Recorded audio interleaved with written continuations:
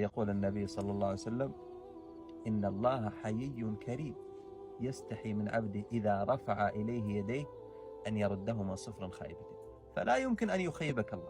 المهم أنك لا تنقطع عن الدعاء. هذه المسألة التي يحتاجها اليوم كثير من الإخوة والأخوات، وهي أنك لا تنقطع، لا تتوقف عن الدعاء. حتى لو كان عندك ذنوب ومعاصي ومقصر أنت في جنب الله سبحانه وتعالى، لا تتوقف عن الدعاء، فإنه طوق نجاة، وسيعطيك الله جل وعلا حاجتك ويستجيب لك سؤالك بإذن الله سبحانه وتعالى.